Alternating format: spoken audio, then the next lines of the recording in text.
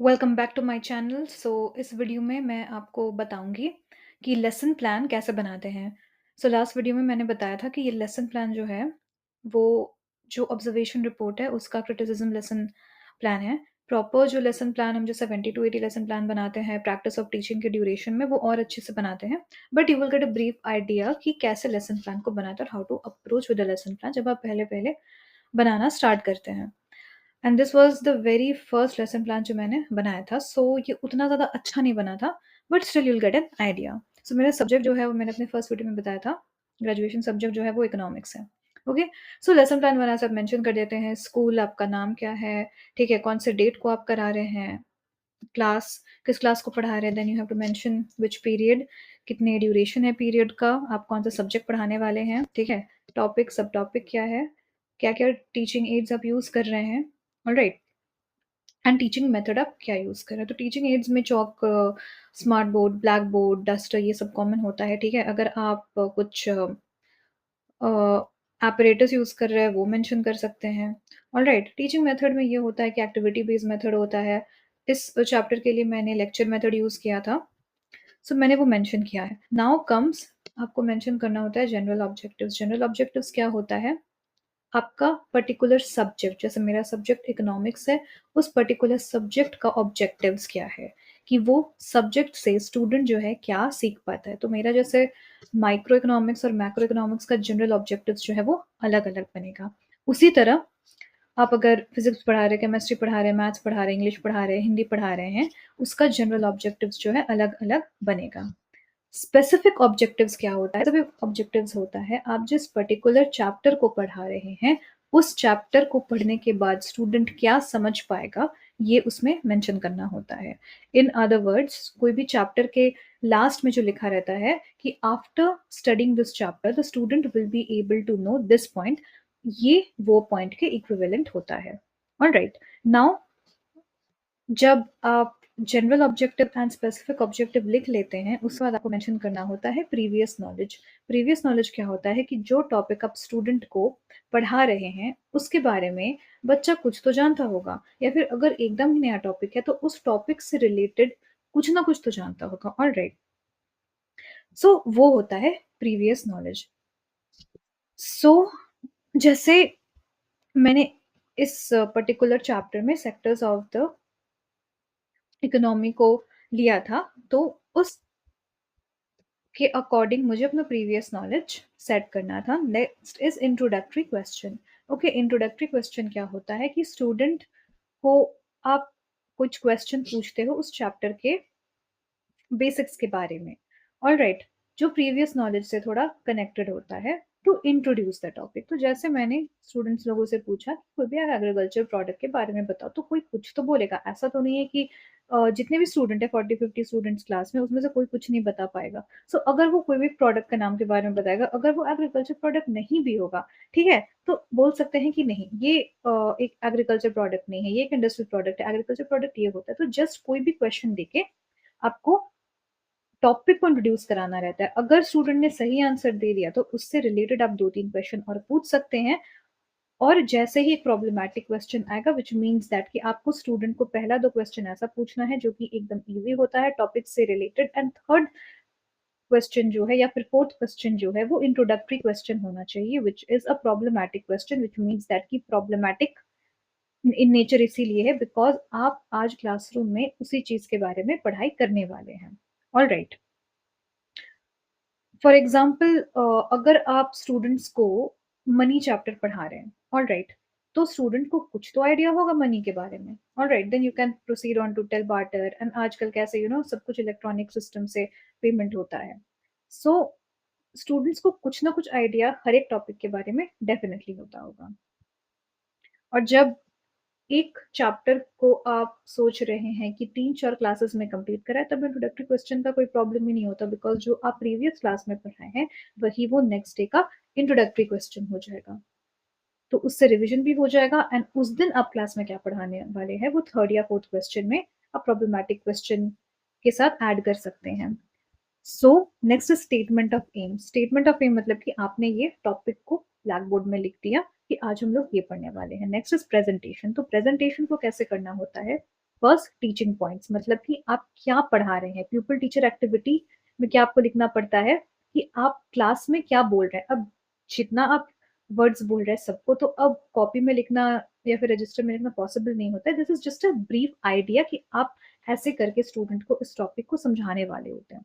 ठीक है, student activity का कॉलम जो होता है मोस्टली वो खाली रहता है, लेकिन हाँ अगर अचानक से कोई स्टूडेंट कुछ उठ के क्वेश्चन कर दे, ऑल राइट, तो वो आप बाद में लिख सकते हैं। बिकॉज जब आप ये लेसन प्लान बना रहे होते तब तो स्टूडेंट एक्टिविटी में क्वेश्चन नहीं रहता है। ऑल राइट, फिर अगर आपको फील हो रहा है कि हाँ स्टूडेंट यहाँ पे अचानक से क्वेश्चन कर दिया, तो उसके लिए आप जगह छोड़ सकते हैं। Next is the black board work. What is the black board work? कि आप ब्लैक बोर्ड में क्या करने वाले होते हैं। ओके, सो यहाँ पे मेरे साथ एक प्रॉब्लम ये हो गया था कि जैसे आप इस पेपर में देख सक रहे हैं, मैंने एक क्राफ्ट पेपर ऐसे चिपकाया था। Okay, this was like a chart paper का ही एक पीस है। So this was a TLM. So ये चार्ट पेपर का पीस ही जो होता है ब्लैक बोर्ड वर्क में शो करना होता है। मेरे पास उतने सारे स्क्रैप पेपर्स नहीं थे, तो मैंने लिख दिया था जो भी ब्लैक बोर्ड वर्क था, मैंने लिख दिया था। बिकॉज आप व्हाइट पेपर में ही व्हाइट पेपर को चिपका के ब्लैक बोर्ड वर्क करेंगे तो वो उतना अच्छा नहीं दिखता है। All right, so black board work में ज्यादा लिखना नहीं होता आपको, या तो टीएलएम का एक मिनिएचर बनाना पड़ता है कि जो आप टीचिंग लर्निंग मटेरियल जब बड़े से बनाते हैं उसका एक छोटा फॉर्म यहाँ पे आप चिपका दे, और नहीं तो फिर जो भी ब्लैक बोर्ड वर्क करे उसको बहुत ही शॉर्ट में यहाँ पर आपको दिखाना होता है। ऑलराइट, इतना ज्यादा लिखने का जरूरत नहीं है, वो मेरा पहला लेसन प्लान था इसीलिए मैंने बहुत ज्यादा डिटेल में बनाया था, बट इतना डिटेल में सारा नहीं लिखना होता है। Okay, so one thing you have to note that कि एक क्लास में आप 3 से 4 टीचिंग पॉइंट इंट्रोड्यूस कर सकते हैं।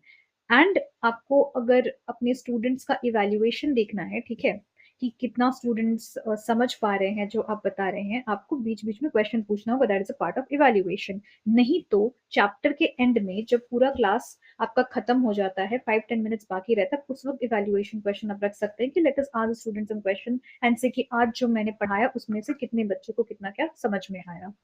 ओके, नेक्स्ट जैसे आप देख सकते हैं कि मैंने अगेन जो भी टीचिंग टॉपिक को है वो मैंने एक्सप्लेन किया है यहाँ पे, एंड यहाँ पर ब्लैक बोर्ड वर्क मैंने अपना शो किया है। तो ऐसे ही ब्लैक बोर्ड वर्क को शो करना होता है। बीच बीच में आप स्टूडेंट से क्वेश्चन कर सकते हैं, वो उसका आंसर करेंगे।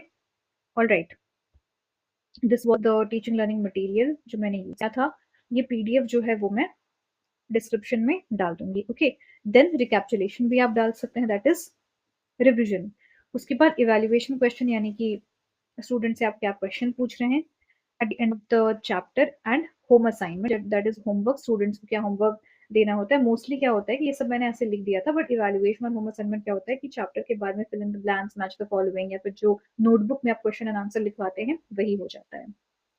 All right, next is again lesson plan 2। Same चीज फॉलो करना होता है। ऑल राइट, ये एक दूसरा था, कंटिन्यूएशन नहीं था, this was a different topic. तो मैंने यहाँ पे जीडीपी इसीलिए मैंने लिखा हुआ है बिकॉज जिस क्लास में मैं ये ले रही थी वहाँ के टीचर ने बोला था कि एक बार आप इस चैप्टर का रिवीजन करा दो और थोड़ा सा पार्ट बाकी वो पढ़ा देना। ओके, सो मैंने जैसे रियल में मैंने जो किया था वो वही मैंने अपने लेसन प्लान में दिखाया था। तो उसके बाद वाला टॉपिक मुझे अनएम्प्लॉयमेंट जो है वो करना था, बिकॉज वही वाला टॉपिक मेरा क्रिटिसिज्म लेसन प्लान होता। All right, so this was my lesson plan 2। Okay, black board work में जो है मोस्टली इतना ही दिखाना रहता है, इतना ज्यादा लिखना नहीं पड़ता। ओके, अगेन आप देख सकते हैं कि किस तरीके से जो है यहाँ पे टीचिंग पॉइंट्स है। पीपल टीचर एक्टिविटी, मैं क्लासरूम में क्या बता रही थी, स्टूडेंट एक्टिविटी, स्टूडेंट कुछ क्वेश्चन का आंसर कर रहे थे, and the black board work, this was the TLM. उसके बाद अगेन रिविजन रिकैप्चुलेशन होता है, इवैल्यूएशन, स्टूडेंट से क्वेश्चन आप पूछिए, होम असाइनमेंट दें। All right, then again the same way lesson plan 3। So this is the basic structure. तो basic structure क्या है, आपको अपने लेसन के बारे में डिटेल्स देने हैं, जनरल स्पेसिफिक इंस्ट्रक्शंस, ऑब्जेक्टिव्स जो है वो देना होता है, previous knowledge, then introductory question, statement of aim, then presentation. Presentation में 4 पॉइंट होते हैं, teaching point, people teacher activity, student activity and black board work. All right, so उसके बाद revision, evaluation, so this was the lesson plan part of the video and last video में मैंने आप लोगों को ये भी बताया था कि जैसे ऑब्जर्वेशन पीरियड में आप लोगों को एक ऑब्जर्वेशन फाइल बनाना होता है, तो प्रैक्टिस ऑफ टीचिंग के ड्यूरेशन में भी आप लोगों को एक ऑब्जर्वेशन फाइल या फिर एक्टिविटी फाइल बनाना होता है कि 3 से 4 महीने जब आप कोई स्कूल में थे, तो आप लोगों ने क्या-क्या एक्टिविटी कराया। ओके, सो आप या तो कुछ एक्टिविटी जो आपने ऑब्जर्वेशन पीरियड में करवाया था, उसको भी आप इसमें इंक्लूड कर सकते हैं, नहीं तो फिर आप कुछ एक्स्ट्रा एक्टिविटीज़ भी उस वक़्त जो एक्चुअली में हो रहा है, वो भी कर सकते थे। सो this is a very short video again मैं मर्ज कर दे रही हूँ दो वीडियोस को activity file during the practice okay so practice of teaching के ड्यूरेशन में जो आपको फाइल बनाना होता है एक्टिविटी फाइल ओके वो काफ़ी वास्ट हो जाता है बिकॉज 4 मंथ्स के एक्टिविटीज़ होते हैं इसमें मेरे पास जो जो फोटोग्राफ्स हैं मैं उनको बस थोड़ा-सा डिटेल में एक्सप्लेन कर दे रही हूँ कि कैसे करना है। जैसे कि वो डिपेंड करता है कि आपका कौन से मंथ में आपका ये हो रहा है। So this was celebration of national day. Okay, so again जो स्कूल में करवाया गया, आप पिक्चर्स उसमें भी क्लिक करके आप फाइल में डाल सकते हैं।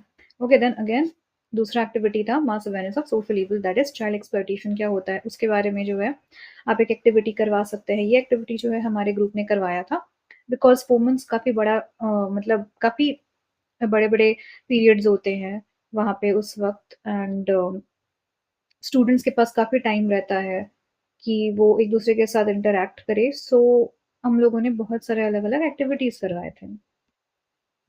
ऑलराइट, नेक्स्ट एक्टिविटी था स्काउट एंड गाइड का जो स्कूल का ही प्रोग्राम था। सो ये आप अपने फ़ाइल में ऐड कर सकते हैं। Again it was national voters day, तो आप उसके बारे में भी एक एक्टिविटी करा सकते हैं। अब ये एक्टिविटी जो है ना अलग से कराने का ज़रूरत नहीं होता है बिकॉज़ क्या करना होता है कि असेंबली में ही थोड़ा-सा टाइम लेके प्रिंसिपल से परमिशन लेके कि हाँ, आज ये डे है तो हम लोगों को एक छोटा-सा प्रोग्राम ऑर्गेनाइज़ करना है। प्रोग्राम भी नहीं बट स्टूडेंट्स को अवेयर करा देना है। बस इतना ही करना होता है।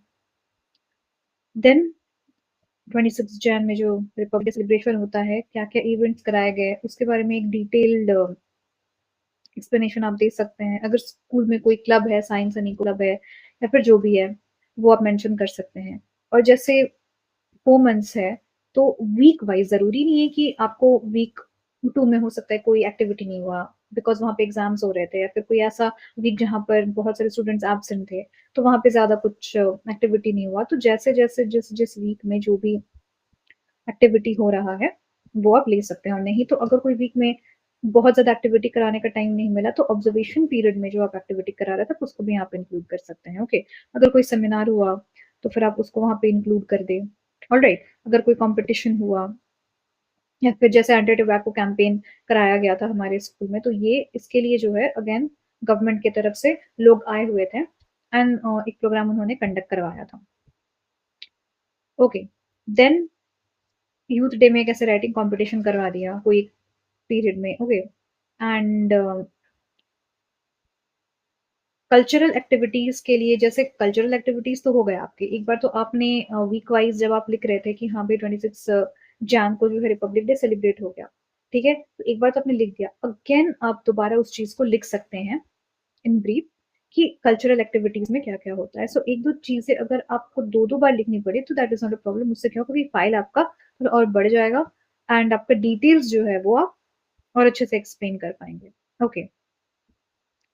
देन लिटरेरी एक्टिविटीज क्या क्या होती है स्कूल में, आप उस चीज के बारे में लिख सकते हैं, alright. So this was everything. अगर सेमिनार हुआ तो जैसे मैंने बोला था कि एक गवर्नमेंट की तरफ से कोई पर्टिकुलर बैंक से कुछ लोग आए हुए थे सुकन्या समृद्धि योजना के बारे में स्टूडेंट्स को बताने के लिए, ठीक है, तो ये आपका एक्टिव हो जाता है। एंड देन अगेन जैसे कि एक closing ceremony of school internship होता है, देन क्लोजिंग सेरेमनी में क्या क्या हुआ आपको डिटेल में आपको लिखना है, all right. So these are the things and इसमें क्या होता है कि ऑब्जर्वेशन के बाद आपका जो प्रैक्टिस ऑफ टीचिंग होता है 4 मंथ्स का, उसमें आप लोगों को एक तो आपका वो 70 टू 80 लेसन प्लान बनाना होता है, एक ये बनाना होता है एक्टिविटी फाइल या फिर ऑब्जर्वेशन रिपोर्ट। उसके अलावा एक और आपको केस स्टडी फाइल बनाना होता है, वो एक पर्टिकुलर स्टूडेंट के ऊपर, एक पर्टिकुलर स्टूडेंट के बारे में जो है पूरा केस स्टडी उस पे करे। तो नेक्स्ट वीडियो में मैं वो आप लोगों को बताऊंगी। अगर वीडियो अच्छा लगे तो लाइक, शेयर एंड सब्सक्राइब करें। See you in the next video.